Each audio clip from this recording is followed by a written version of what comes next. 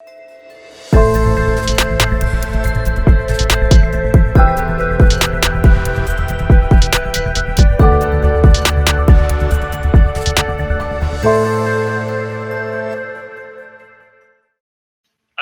es el fundador y director ejecutivo de CompusCest. Es un líder de ingeniería, un coach, un orador público, es una persona que lleva muchísimos años en el negocio.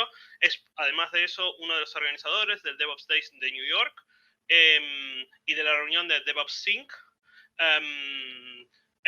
Adarsh, bueno, por supuesto, tiene una gran experiencia y un gran interés en todo lo que es la construcción de aplicaciones. Voy a proceder también con la presentación en inglés. Our next speaker is Adarsh Shah with the talk Infrastructure as a Code to Environment as a Code. Adarsh is the founder and director of CompusCest. He's an engineering leader, a coach, a public speaker, an architect, and also an agent of change. He's also one of the organizers of the DevOps Days in New York and the meeting DevOps New York as well. Hello there. Sorry about that. I think it was just a screen share issue. Hi there. Today's topic is From Infrastructure as Code to Environment as Code, Challenges Scaling IaC and How to Resolve Them.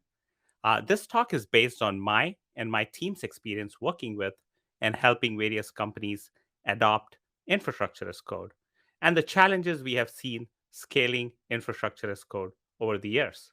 I will also introduce environment as code, which has helped us resolve those challenges. Some of what you will hear today around environment as code is new. So I would love to hear what you think about it, answer any questions, and discuss it further. My name is Adarsh Shah. I'm the founder and CEO at CompusCest. We all know what infrastructure as code is. It helps us automate provisioning of infrastructure resources. It is one of the key DevOps practices that enables teams to deliver infrastructure rapidly and reliably. Here's a typical evolution of your infrastructure as code. You probably start with a very simple setup, a monolith IaC with a single run. If you're using Terraform, then that means a single state file. As you can see in the diagram on the left, it has networking, platform EC2, and S3 bucket, all in a single monolith IaC. As you scale, you start breaking the IaC into separate and smaller IaC runs. As you can see in the diagram on the right, there is a separate networking IaC, and then platform EC2 and platform K8s and Postgres that depends on networking. And then you have K8s add-ons that depends on platform K8s.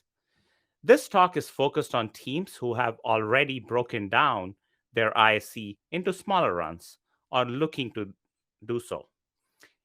If you have a very simple setup and can just execute it using a single monolith IaC, you won't have most of the challenges we talk about today. For the execution of your IaC, it probably starts with running IaC on the engineer's machine. But as you mature, you have more members of the team that want to run the IaC and want a more reliable and stable execution environment. You create an IaC pipeline or use GitOps to execute the IaC from a shared environment. This talk is focused on teams who already use pipelines or GitOps, or they are looking to do so. Application teams need an entire environment, something like you see in the diagram, to deploy and operate their applications. They need an entire environment, whatever that means for the team, that has various infrastructure resources and dependencies between them. In this example environment, networking needs to be provisioned first, and then platform EC2, platform K8s, and then the K8s add-ons. If you want to get an environment like this using IaC, here are your options. Create a monolith infrastructure as code. But we all know this is bad. It creates tight coupling and is not recommended unless, of course, you have a very simple use case. The state files become large and it becomes painful to maintain them with a monolith IaC. Option two involves hand rolling pipelines using tools like Jenkins or CircleCI, etc., to run the IaC and manage complex dependencies in the pipeline code. While your IaC is declarative and idempotent, these pipelines are not. You have to write a lot of custom code to provision an entire environment. As you can tell, these options are inefficient, costly, and typically requires a dedicated team. Here are some of the other challenges scaling IaC. If you want to follow principles like immutability for your environments or make it easier to share best practices implementation of environments across various teams, having a mechanism to easily replicate environments is critical. Since the pipelines I mentioned in the previous slide are not ideal for managing entire environments, it becomes painful to replicate them. Teams also struggle to visualize and understand environments that they provision using IaC. Trying to find that information by going directly to the cloud provider's dashboard is even more confusing. If they want to troubleshoot an issue, share knowledge between teams, or make any changes to existing environments, they need to go through a painful and time consuming process. A lot of teams create diagrams for their environments with various infrastructure resources and how they are connected using tools like Visio or Draw.io. But these diagrams get out of date soon with real environments. Instead of helping, they actually provide incorrect information and can cause confusion. Over a period of time, due to human error or indirect changes, provisioned infrastructure drifts from the desired state in the code. With existing solutions, like using a pipeline to execute IaC, drift can be detected since IaC is declarative, but only when that pipeline executes the IaC next time. And it'll only find drifts within that particular IaC. Teams should know about the drift right away and not just for individual infrastructure resources, but for the entire environment. Now that we understand the challenges scaling IaC, let's understand what environment as code is and how it helps resolve those challenges.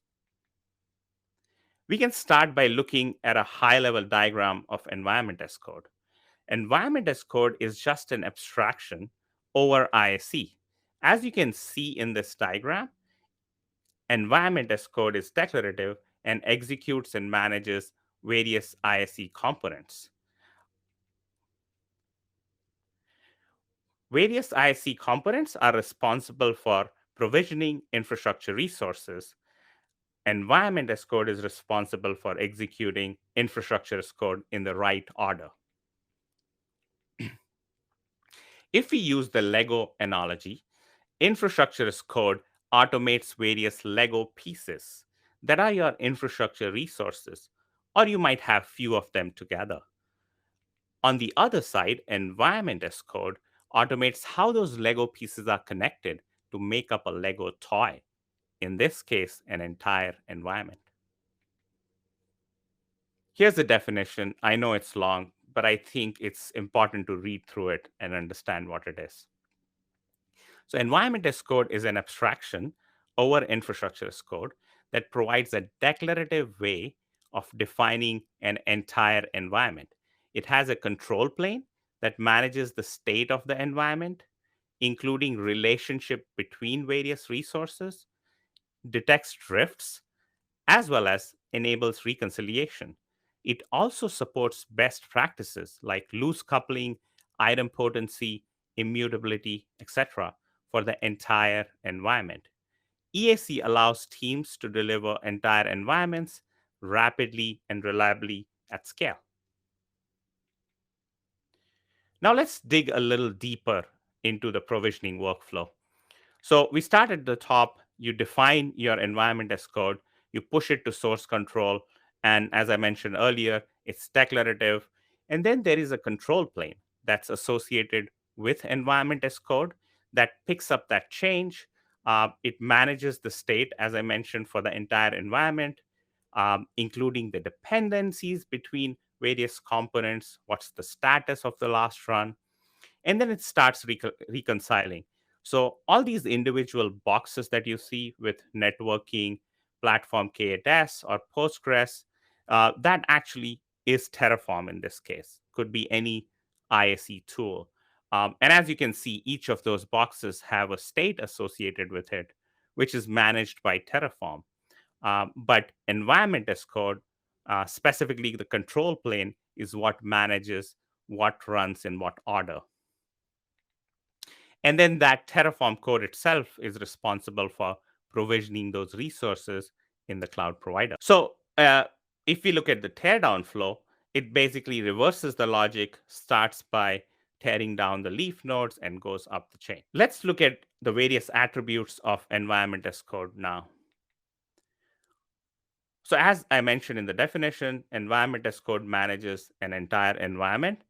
It supports defining that entire environment with various components in an easy to understand format. It also supports specifying various relationships between those components. This diagram shows an example environment as code using the YAML custom format. We use this for our product, Z Lifecycle, but it doesn't have to be a YAML format. Anything that allows you to specify the entire environment can be used.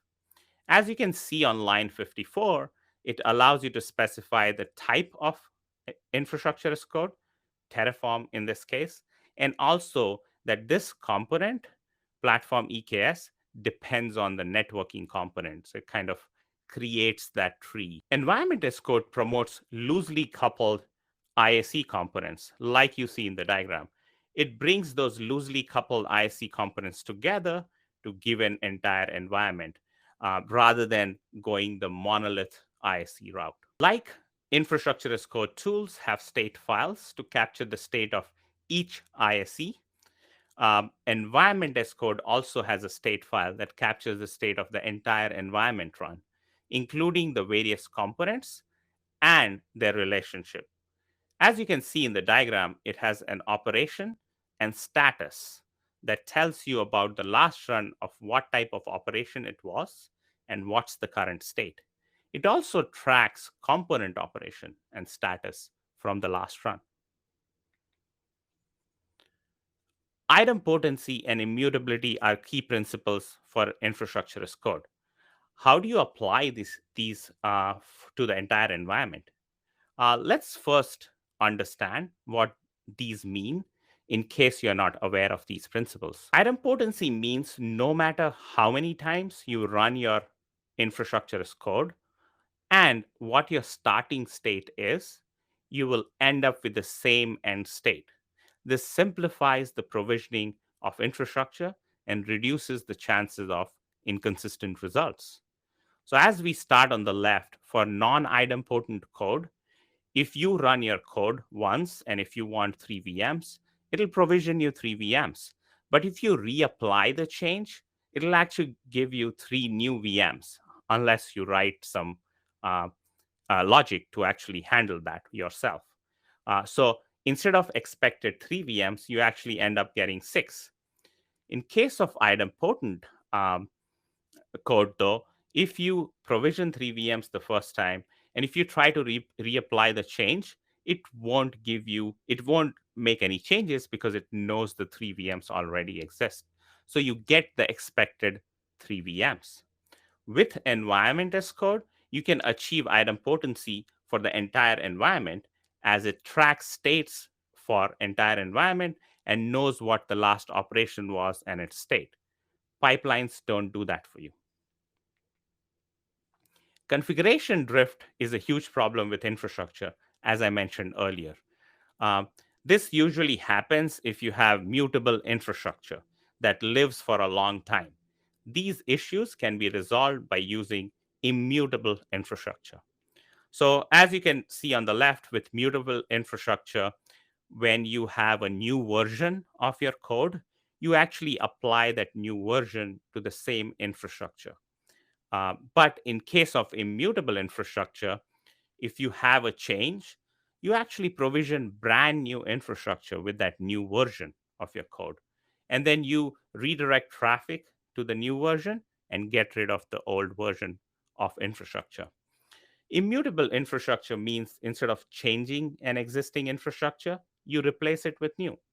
By provisioning new infrastructure every time, you are making sure it is reproducible and doesn't allow for configuration drift over time.